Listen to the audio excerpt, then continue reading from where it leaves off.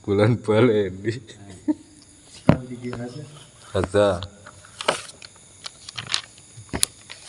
Alhamdulillah ketemu. Libtiwai mardatillah li tahsil maqasidina wali talabis salamah wal barokah wal ma'unah fid dini wad dunya wal akhirah bi syafaati Rasulillahi Muhammadin sallallahu alaihi wasallam. Al-Fatihah. A'udzubillahi minasyaitonir rajim.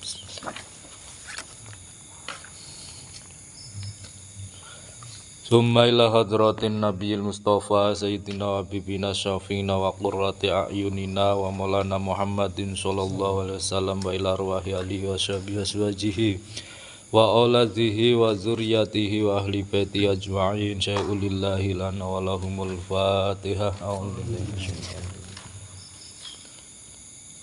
Iyyaka na'budu wa iyyaka nasta'in ihdinas siratal mustaqim siratal ladzina an'amta 'alaihim ghairil maghdubi 'alaihim waladdallin. Summa ila hadratin nabiyyina Balya bin Malkan bin Qali bin Irfaqsyad bin Sam bin Nuh. Al-Fatihah. A'udzubillahi minasyaitonir rajim. Bismillahirrahmanirrahim.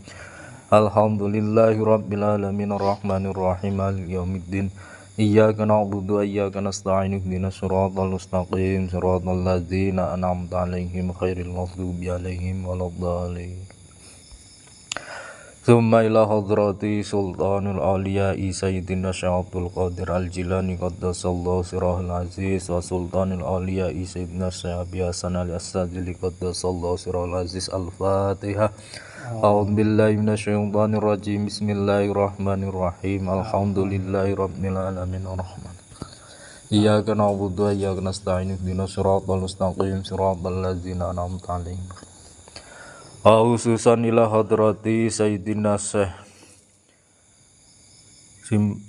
Kiai Munawir bin Abdullah Rosad Wasimbah Kiai Ali Maksum bin Maksum Wasimbah Yai Abdul Hamid Pasuruan Wasimbah Yai Hasan Bisri Wasimbah Yai Alizan Wasimbah Yai Barakah Tanasari wa masyayikhihi wa masyayihim wa usulihim wa furuhim wa ilainal hadirina ma'hum ajma'in syai'ulillahi lana lahumul fatihah. Alhamdulillahi rabbil alamin arrahmanir rahim maliki yaumiddin. Iyyaka na'budu wa iyyaka nasta'in ihdinas siratal mustaqim siratal ladzina Wasan ila hadrati musannifu hadzal kitab Fathul Qarib wa nafa'ana bihi bi ulumihi fid dharaini. Amin. Al-Fatihah. A'udzubillahi minasyaitonir rajim. Ar-Rahmanir Rahim maliki yaumiddin. Iyyaka na'budu wa iyyaka nasta'in Bismillahirrahmanirrahim. Hadza utawi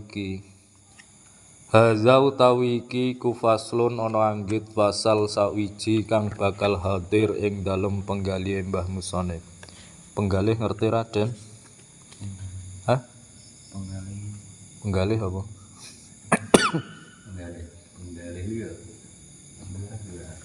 Penggalih. Hah? Penggalih. Omongane. Atine, rasane nang ati. Hadza utawi iki ku faslun ana anggit fasal sawiji kang bakal hadir ing dalem penggalih Mbah Musonef. Dadi ngilmune bangsa ati. Disimpen sakjerone sir rasa sarining rasa mutmaya tejaning maya. Dadi ati sing bening sing manekung manembah anane mung Gusti Allah. Ngibarate fasal fit tayammumi ing dalem mertelake babe tayamum.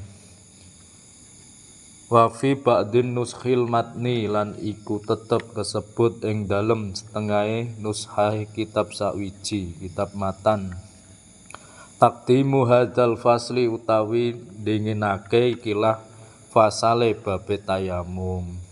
Alaladzi ngarekake ngatasé perkara silailadzi qablahu kang tetep ing dalem sadurunge aladzi. Wa tayammumu dikarokati iki. Wa tayammumu tawi sing jeneng tayamum lughatan ing dalem bangsa lughah iku al-qasdu makna nejo. Ya bener sing jeneng tayamum ing dalem bangsa lughah kuwi mau makna nejo. Lughah kuwi bahasa, secara bahasa tayamum maknane nejo. Sejo duwe karep ya karep sing tenanan. Karepe iki sejone sing luhur. Izil fatah hasbati qadihi rufi wa kullu man lam yaqtaqid lam yaqtafi. Dadi wong nom pemuda harus mempunyai iktikad yang kukuh sejo sing luhur supaya luhur derajate. Ya bener sing jeneng tayamum ing dalem bangsa lughah kuwi mau makna nejo. Wasyarngan tapi utawi sing jeneng tayamum ing dalem bangsa syarah iku isalu turabin nekakake lebu. Iku isalu turabin nekakake lebu. Sifate lebu tuhurin kang suci apa lebu. Nekakake liwajhi maring wajah. Wal yadaini lan nekakake maring tangan lorone si wong. Dadi nek tayamum tangane ditempelke ning lebu, dinding tembok, lebune sing suci ora ning kamar mandi ning WC nempelke tangan nggo tayamum. Kuwi lebune dikhawatirkan tidak suci, golek sing suci adoh saka kamar mandi, dinding tembok, dinding iki nek ora ana banyu. Nek ana banyu ora usah tayamum, kecuali duwe penyakit. Misal penyakitnya dikala terkena air tambah parah iki ya tayamum nganggo lebu. Sifate lebu tuhurin kang suci apa lebu. Nekake liwajhi maring wajah wal yadaini lan nekake maring tangan lorone si wong. Ora nggo kemu lebune mung ngusap rai tangan. Ngilate apa ulihe nekake lebu badalan krana dadi liru ngan wuduin saking wudhu au ghuslin utawa dadi liru saking adus au ghuslu udwin au ghusli ngudwin utawa dadi liru saking basuh gauta. Ule basuh gauta kuwi mau rak bisara iti maksusatin kelawan pira-pira syarat kang tertentu. Dadi lembasuh ya nganggo syarat ora segleme, kabeh nganggo ngilmu, nganggo tata cara. Sawuse rampung Mbah Musonif mertelakake sing jeneng tayamum, mongko nuli tumandang malih Mbah Musonif mertelakake pira-pira syarate tayamum. Dipun pertelakake kelan pandika. Wasyaraitul tayammumi utawi pira-pira syarate tayamum iku khamsatu asya'a ana 5 pira-pira perkara. Wa fi ba'din nuskhil matni lan iku tetep kasebut ing dalem setengah nushae kitab matan. Khamsu khisalin utawi ana 5 pira-pira perkara. Utawi ana 5 pira-pira pakerti. Ahaduha utawi salah sijine 5 iku wujudul udhri anane perkara kang gawe ngudur bisafarin sebab lelungan aumaridin utawa anane ngudur sebab lara utawa sakit. Nah iki nek nang jero kendaraan salat dalam kendaraan misal tidak bisa wudu ya tayamume tangane tempelke karo kacane mobil utawa kaca mobil. Tayamum salat di atas kendaraan. Sawise rampung Mbah Musonif mertelakake kang ngawal-ngawali pira-pira syarate tayamum mongko nuli tumandang malih Mbah Musonif mertelakake kang ngaping pindhoni pira-pira syarate tayamum. Dipun pertelakake kelawan pandika wasani utawi kang ngaping pindhoni tambahi kowe kurang. Wasani utawi wangsul apa? Monggo. Nggih. Matur nuwun nggih, Mbah. Wasani utawi kang ngaping pindhoni pira-pira syaraté tayamum iku dukhulu waqti sholati manjing wektune salat. Manjing wektune salat. Dadi nek tayamum kuwi harus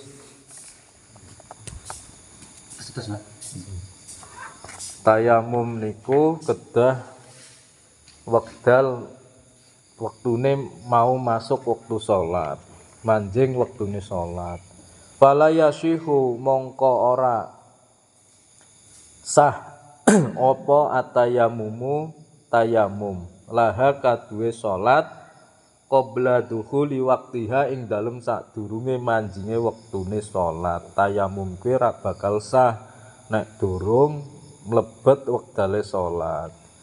Ora kena kesuwen.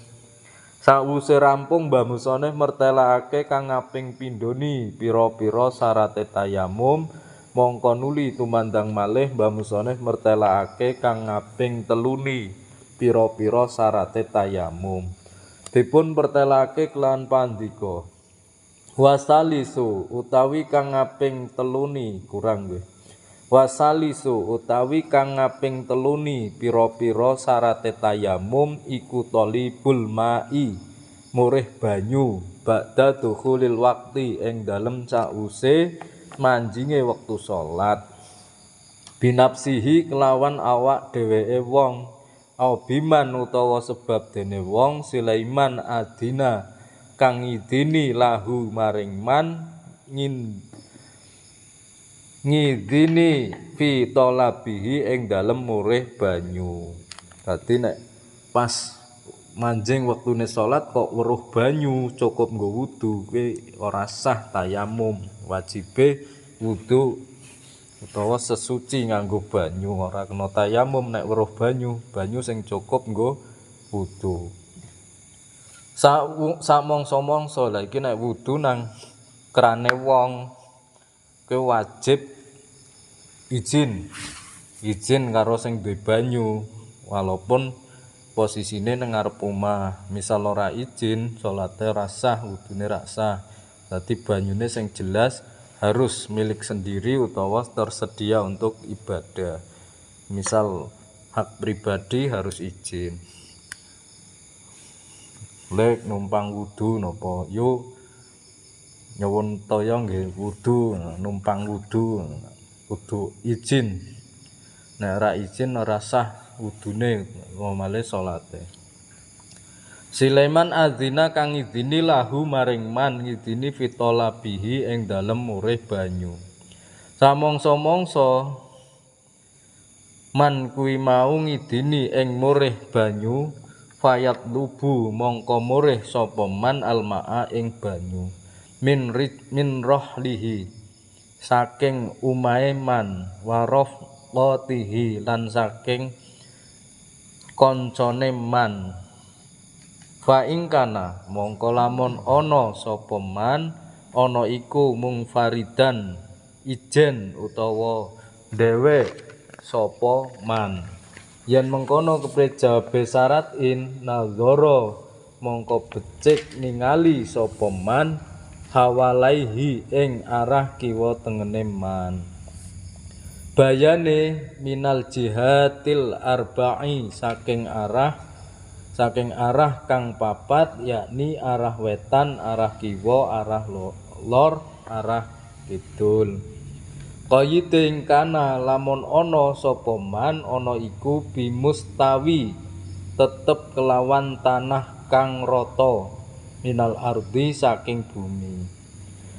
Fa ing kana mongko lamun ana sapa man ana iku fiha iku tetep ing dalem ardun irtifa'u utawi munggah nang gunungan wan khifadun lan temurun yen mengkono prejabe syaratin tarot dada mongko mider-mider sapa man qadra nazarihi ing dalem sak kira-kirane peningale man ya wis wae Sawuse rampung bamusane mertelakake kang ngaping teluni pira-pira syarate tayamum mongko nuli tumandang malih bamusane mertelakake kang ngaping papati pira-pira syarate tayamum dipun bertelake kelawan pandika Warabingu utawi kang ngaping papati pira-pira syarate tayamum iku ta'adzurul istimalihi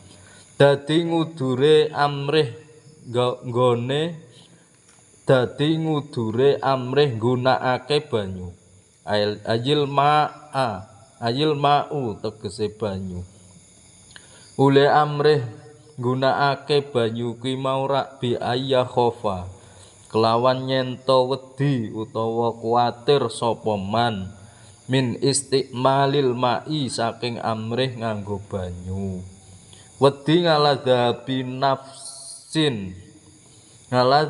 nafsi ngatasé ilange nyawa au manfaati ngudhuwin utawa ginawe manfaati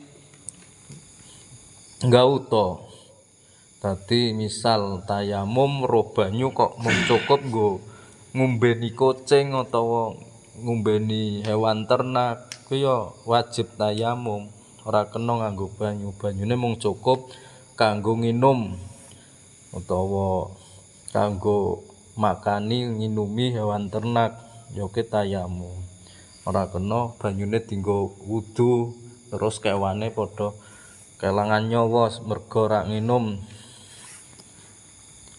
wayad khulu lan dadi manjing fil ngudri ing dalem ngudur apa ma perkara silaima laukana kang lamun ana biqurbihi kelawan parkeman apa sing ana maun banyu wa khofa lan wedi sapa man wedi lauka sodahu lamun nejo sapa man ing ma ala nafsihi ngatasé awak dheweke man bayane min sabu'in nyatane sato galak.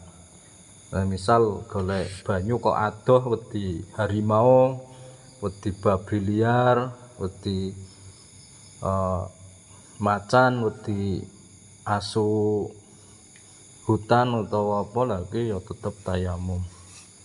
Ong aduwin utawa musuh utawa ana musuh mlayu metu dipateni ya mending tayamum.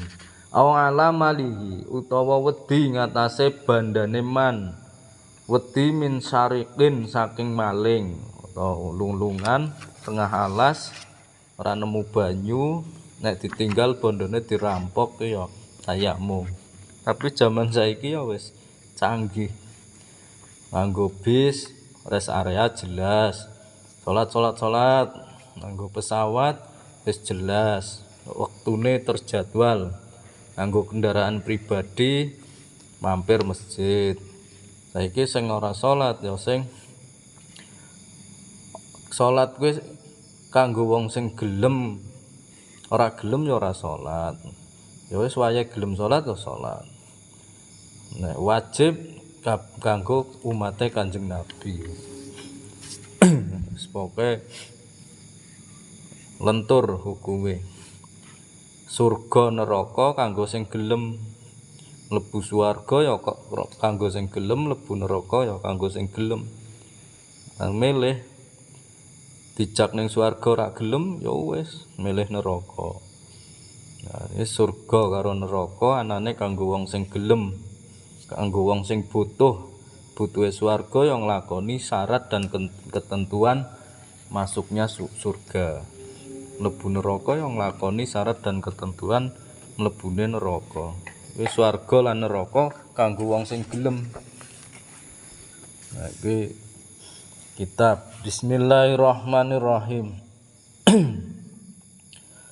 au khosobin utawa den nggo tanpa taren khosob sendale sapa dinggo wis jenenge khosob dadi wong khosob kuwi ora oleh nganggo sendal tanpa taren nganggo barange wong tanpa ngomong iki khosob jenenge tidak diperbolehkan dalam hal ibadah.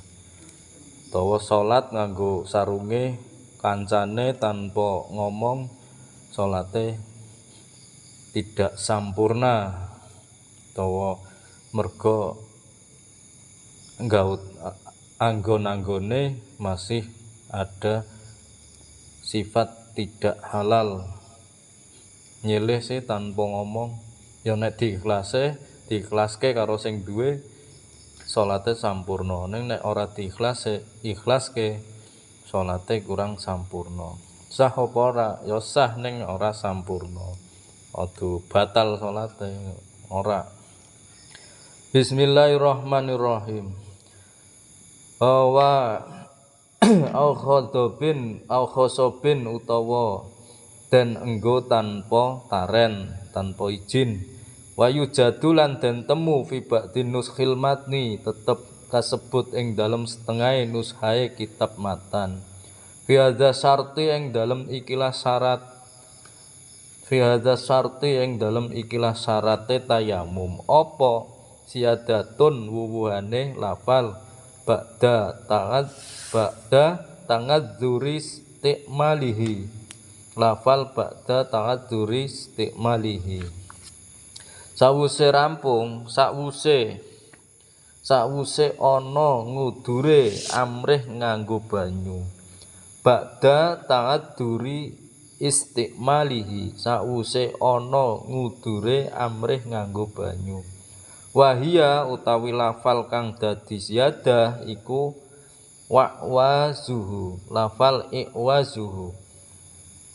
Wa i'wazuhu utawi apeseman iku ba'da tolabi sause murih, sause rampung Mbak Musoneb mertelake kang ngaping papati pira-pira syarate tayamum mongko nuli tumandang malih Mbak Musoneb mertelake kang ngaping limoni pira-pira syarate tayamum dipun pertelake kelawan pandika. Wal khamisu utawi kang ngaping limoni pira-pira syarate tayamum iku aturabu nganggo lebu. Sifate lebu at-tahiru kang suci, ayat tahuri tegese kang suci. Khairul mandi tur kang ora teles, wayasdiku lan bener apa at-tahiru lebu kang suci. Bil san subi sebab lebu kang den enggo tanpa taren. Waturabu makbaratin lan lebune kuburan. Ya ora tayamum ora iso nganggo lebu kuburan. Jare nang jaroh ora nemu banyu nang dhuwur kae kangelan mudhun terus tayamum nganggo lebu kuburan dhuwur makom ora oleh.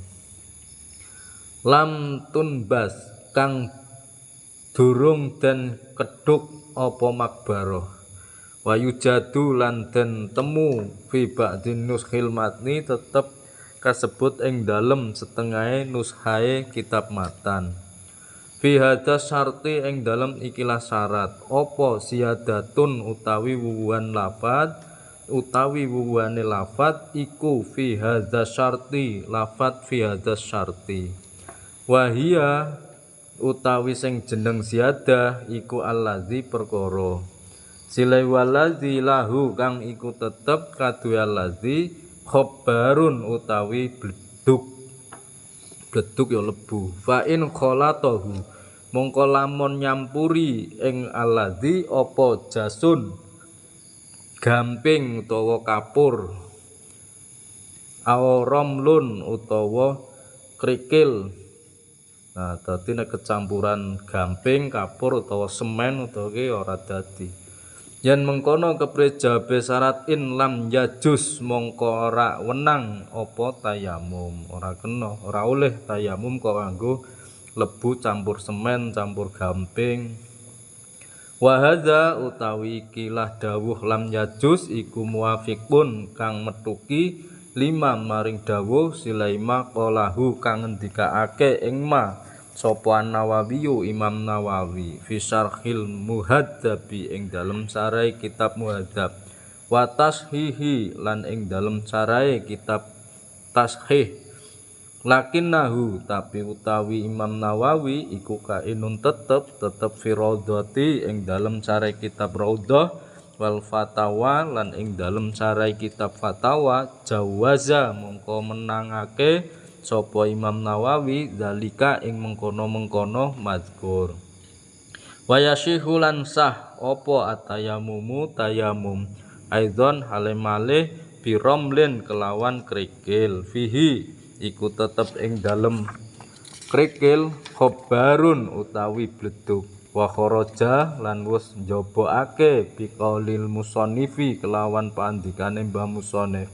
apa aturabu khairuhu kanu rotin dawuh aturabu khairuhu kanu rotin aturabu utawi lebu iku khairuhu utawi sakliyane turab iku kanu rotin kaya dene kapur utawa gamping wasahaqati khazifin lan remukane